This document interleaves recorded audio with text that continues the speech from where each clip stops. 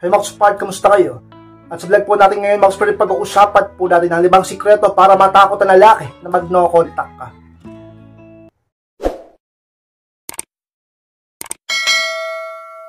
At kung handa na kayong lahat, magsasapa po tayo at muli, be inspired!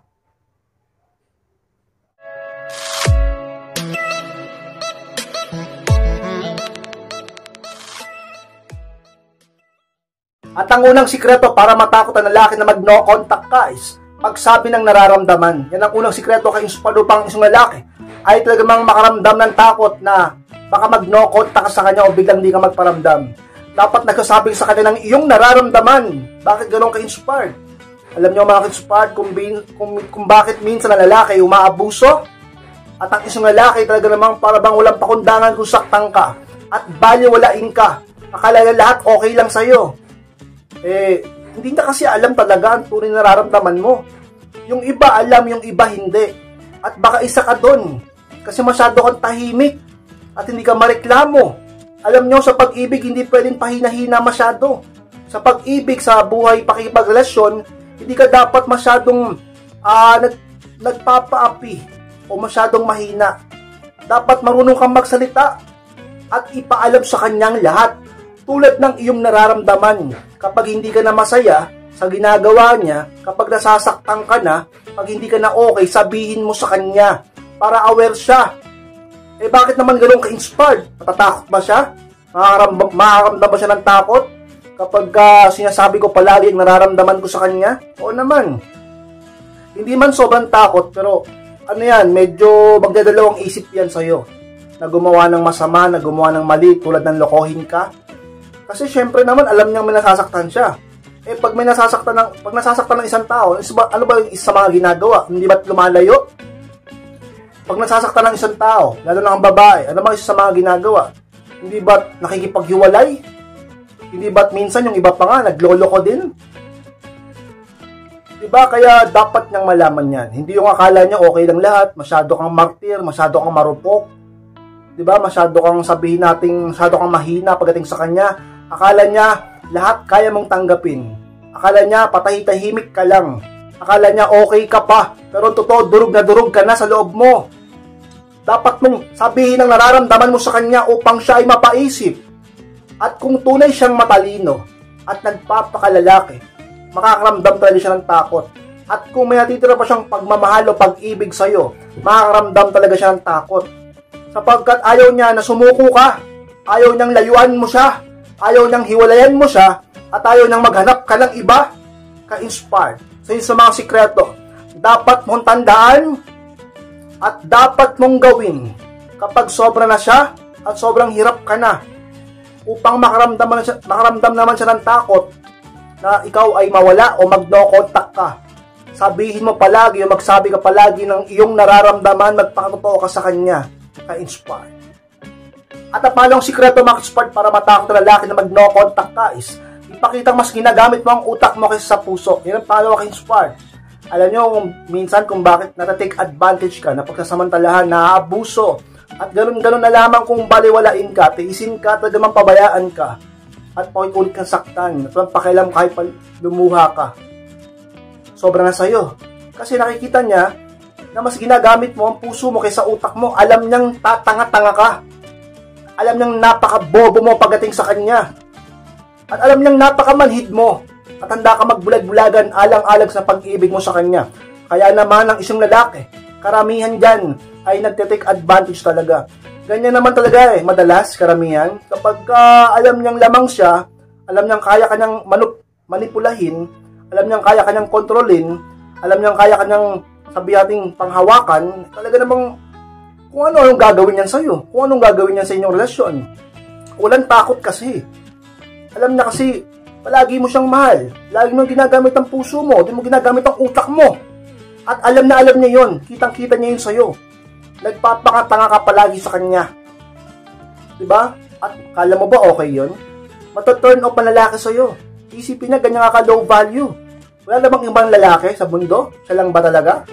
Wala na bang ibang bagay o tao na pwede magpasaya sa'yo? Sa kanya na lang talaga? Lahat yun nakikita niya sa'yo. Nakikita niya ang kahinaan mo, ang weakness mo. At siya yun. Dahil lagi mong ginagamit ang puso mo. Hindi mo ginagamit ang utak mo. Kay Sport, nagmamahal lang kami. Mahal na mahal ko yung partner ko. Oo nga, wala namang masama magmahal eh. Masarap magmahal at masarap mahalin. Pero pag sobra-sobra na, okay pa ba yun? Alam nyo, lahat ng sobra sa mundo, lagi ko sinasabi sa inyo, hindi makakabuti para sa inyo. Lalong-lalo sa pag-ibig, sa dating, sa relationship, diba? Sa attention, sa interest, attraction. Dapat sapat lang, dapat balance lang, dapat sakto lang. Lahat ng sobra sa mundong ito ay talaga namang makaka-apekto ng hindi maganda sa buhay mo, at sa puso mo, at sa isip mo. Kaya nga, diba yung iba, nade-depress pa, yung iba, nagkaka-anxiety, yung iba talaga namang kung ano pang ginagawa sa buhay niya. Minsan, nananakit pa ng iba. Minsan, yung iba nga, nababaliw eh. Kaya, balansihin mo lang, huwag sobra. Gamitin mo ang utak mo, huwag puro puso. Yung iba sa inyo, may mga pangarap dati. Nakalimutan mo na yung pangarap mo. Tinigil mo na yung ambisyon mo. Simula nung umibig ka. Simula nung nakilala mo siya. Simula nung nakipagrelasyon ka, pati pamilya mo, pinabayaan mo na. Kay Sport, di ko pinababayaan pamilya ko. Nakakabanding mo ba? Yung iba sa inyo, halos di makabanding yung pamilya. Yung alaga mong aso, baka napabayaan mo na. Puro ka pag-ibig, puro ka lalaki, puro ka love life. Dapat balance lang. Ipakita mo sa kanya na mas ginagamit mo ang utak mo kaysa puso mo. At doon, makakita siya ng takot, makakaramdam siya ng takot. Sapagkat alam niya, pwede mong gawin. Alam niya na pwede kang lumayo. Alam niya mas ginagamit mo ang utak mo. Alam niya may respeto ko sa sarili mo. Alam niyang pinapahalagahan mong sarili mo. Alam mo kung anong dapat sa buhay niya o sa buhay mo. Alam niya nag-iisip ka ng maayos. Alam niyang hindi ka ganun karupok. Alam niyang hindi ka ganun ka-emosyonal. Alam niyang hindi mo siya ganun kamahal. Sapagkat mas ginagamit mo ang utak mo at isip mo kaysa damdamin mo.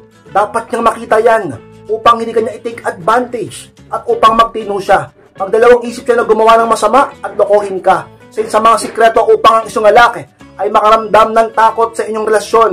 Makaramdam ng takot na baka mag-no contact ka o di ka magparamdam sa kanya kapag may ginawa siyang mali o pag sumobra siya. Sapagkat alam niya na sapat ka lang kung magmahal. Alam niyang ginagamit mo ang utak mo at di ka masyadong emosyonal pagdating sa kanya o sa inyong relasyon ka-Sport. At ang pangatlong sikreto mga Sport para matakot ang lalaki na mag-no contact ka is ihinto bigla ang pagpapakita sa kanya na sobra mo siyang mahal. Ang pangatlo Sport sa pinakatotoo. Kapag hininto mo yan, magugulat siya. At makaramdam siya ng takot sapagkat di siya sanay. Nasanay siya na palagi mo siyang binabalidate. Nasanay siya na palagi mong pinapakita, sinasabi, pinaparamdam at pinaparanas sa kanya sobrang mahal mo siya. Napatay na patay ka sa kanya. Nahanda mong ibili yan lahat sa kanya. Nahanda ka magpakatanga, maging marupok, maging martir. Magtiis habang buhay. Talaga naman yung lagi ang kinasanayan niya sa'yo. Nasanay siya doon. Ngayon, baguhin mo ang sitwasyon. Sa pamamagitan ng baguhin mo ang sarili mo at mabago mo ang pinapakita mo sa kanya. Ihinto mo bigla ang pagpapakita ng sobrang mahal mo siya. Dahil kapag ginawa mo yan, magbabago ang mindset niya pagdating sa'yo. At magbabago ang nararamdaman niya pagdating sa'yo. Kung noon nanlalamig siya, kung noon nagsasawa na siya, tinitiis ka niya, pinababayaan ka niya at para bang napakayabang niya. At di siya takot pagdating sa'yo. Kasi naman, alam niyang mahal na mahal mo siya. Pero pag binago mo yan, hininto mo yan, yung kabaliwan mo sa kanya, at para bang lumalayo ka na, nagdidistansya ka, dumidistant ka, talaga namang pinapakita mong hindi na siya ganun kahalaga. May halaga siya, mahal mo siya, pero binawasan mo. Para mabawasan din yung ego, yung pride, at yung pagiging proud niya sa kanyang sarili. Kaya Sport, kailangan mong gawin yan. Para hindi yan maging mayabang. Kaya ka ginaganyan, kaya mayabang, kaya hindi takot, hindi nakaramdaman takot kasi mayabang. Ba't kasi naging mayabang? Dahil din sa'yo. Dahil sa mga sobra-sobra mong pinapakita sa kanya. Grabe ka kung mag-chat, sunod-sunod ka kung mag-text, maya ka nagkukol, lagi ka nagpaparamdam, palagi kang available, napaka-needy mo, napaka-clingy mo, lagi mo sinasabing sobrang mahal mo siya, talaga namang lahat, pati ginagawa mo para sa kanya. Meron siyang mga problema, pinapasan mo pa. Lahat ng pagsubok niya, ikaw lang sumasagot. Kababae mong tao. At ibinubuhos mong lahat ng pag-ibig at pagmamahal mo. Kala mo yun ang tama? Dahil yun ang natutunan mo sa matatanda? Noong araw, pwede yan. Pero ngayon, iba na ngayon. Lalo't may social media na. At napakarami ng tao sa mundo. At hindi lang ikaw ang babae sa mundo na maraming magaganda. Hindi lang ikaw, ka-inspired.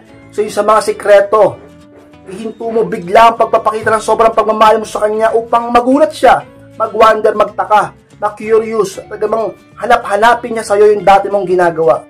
Hanap-hanapin niya sa'yo yung dati mong pagmamahal. Hanap-hanapin niya, mamiss niya yung dating ikaw.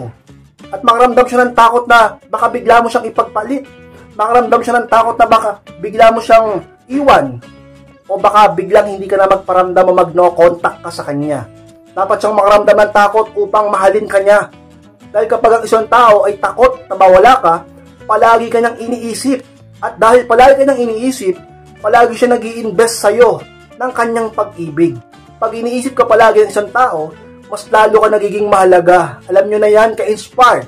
So sa mga dapat nyong tandaan, dapat mong gawin upang ang isang lalaki ay matakot naman na ikaw biglang mawala sa buhay niya, ka-inspired. At ang pang-apat na sikreto, mga ka-inspired, para matakot ang lalaki na mag-no contact ka is itodo mo pa ang pag-self-improve. Yan ang pang-apat, ka-inspired, sa pinaka-dapat mong gawin. Palagi kang mag-self-improve. Sa mga dahilan kung bakit siya manatakot na mawala ka, sapagkat alam niyang may value ka, maganda ka, sexy ka, alam niyang maraming pwedeng manligaw sa'yo, diba? Kaya mayabang yan eh. Akala niya wala nang papatol sa'yo eh. Akala niya wala nang manliligaw sa'yo. Akala niya wala nang magkakagusto sa'yo, kasi pinabayaan mo lang sarili mo, kaya hindi siya takot. Pero pag nag-self-improve ka, pinodo mo, ginalingan mo, binuhos mong lahat upang mas lalo kang gumanda, naging attractive ka, naging kaakit-akit ka, naging magnetic appealing ka, at talaga namang sumeksi ka pa, at talaga namang nag-ibang dating mo, di ba? Siyempre, ang lalaki, tataas ang value mo, kasi yun yung nakikita niya sa'yo. At dahil doon ka-inspired, mawawala ang yabang at ang pride. Mapapalitan niya ng pagiging humble sa'yo. At kapag siya naging humble sa'yo, siyempre naman, mararamdaman mo ang effort niya. At mararamdaman mong takot din siya na mawala ka. Ikaw ba naman meron kang partner na maganda o pogi. May partner ka na sexy o macho. May partner ka na attractive. Siyempre, dagdag points din yun sa'yo. At dagdag din yun sa dahilan mo para wag siyang pakawalan. Aminin mo man o hindi. Diba? Tao lang tayo, maging real talk tayo. O halimbawa, ang boyfriend mo, guwapo, sexy, macho, o maganda, sexy, kung may lalaki ba dyan, di ba? Siyempre, dagdag points yun. Di ba? Dagdag points yun para paalagahan mo siya. O hindi ganun, hindi ang itsura ang pinakamahalaga. Ang pinakamahalaga yung puso. Ang pinakamahalaga yung ugali.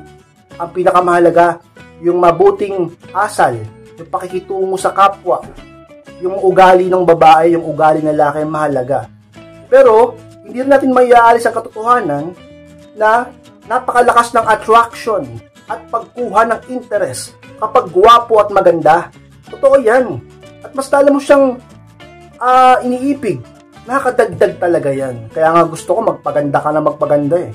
Mag-self-improve ka, magpa-sexy ka. Para yung boyfriend mo, yung partner mo, yung mister mo, yung asawa mo, ay laging ma-inlove sa'yo. Dahil lalaki yan. Lalaki yan. Isa sa mga nature namin. Mas lalo kaming na-attract at mas lalo naming pinapahalagahan ng isang babae kapag ito ay marunong sa kanyang sarili. Kapag ito ay lagi nag-aayos, mabango, maganda, sexy, maporma, maayos. Talaga namang kaakit-akit. Kaya maging ganyang ka, itodo mo na upang ang partner mo ay mas lalo kang pahalagahan dahil doon. Makakaramdam siya ng takot o matatakot siya na baka mawala ka sa buhay niya at maagaw ka ng iba o bigla kang hindi magparamdam, matakot siya na mag-no contact ka, ka-inspired. At ang mga sikreto mag-inspired para matakot ang lalaki na mag-no contact ka is madalas huwag mag-reply ka agad. Yun ang palimat pinakahuli ka-inspired. Sa pinakasikreto talaga. Hindi yung pinapakita mo na lagi kang atat. Yung kaka-message niya pa lang, kaka-chat, kaka-text, ang bilis mo mag-reply. Kala mo wala kang ginagawa sa buhay mo eh. Palagi kang available. Napakarami mong oras. Ganyan ba yung high value na babae? Yan ang low value. Kala mo lagi nag-aabang sa message ng boyfriend. Wala nang ginawa kundi nakatutok sa cellphone, kaya pag nag-message, ang bilis mag-reply. Anong isipin sa'yo ng partner mo? Anong isipin sa'yo ng lalaki? Low value ka. Wala kang inaatupag sa buhay mo. Puro ka pag-ibig, puro ka siya na lang. Hinihintay-hintay mo siya. Ganun ka kabalo sa kanya. Ganun ang maisip ng lalaki. Kasi ganun yung pinapakita mo. At consistent ka pang ganun. Huwag kang ganyan. Dapat ipakita mo sa kanya na may ginagawa ka sa buhay mo. Nagpapaka-busy ka. May mga pangarap ka. May trabaho ka, may ginagawa ka. Hindi puro pag-ibig ang pinapakita mo sa kanya. Hindi ka laging available. Hindi ka needy. Huwag kang mabilis mag-reply, huwag kang chat ng chat, huwag kang text ng text, huwag kang call ng call. Huwag kang mabilis mag-seen. Huwag kang mabilis mag-reply sa mga message niya upang ang lalaki ay hindi niya isipin na ganun kakabaliw sa kanya dahil doon lagi pa rin siyang may takot sa isip at puso niya na maaari ka pa rin mawala. Kasi pinapakita mo na hindi ka ganun kabaliw sa kanya.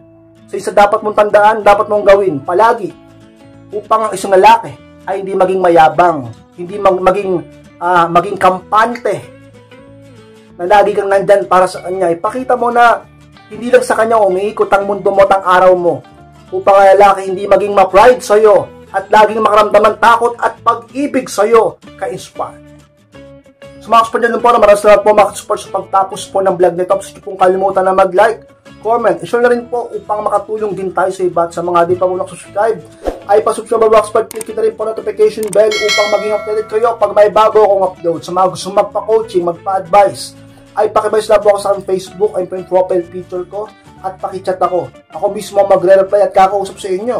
Pag-usapan natin yung problema sa pag-ibig and relationship. Maraming salamat mga kasport. Mag-ingat kayong lahat. Mahal ko po kayo. At muli, be inspired!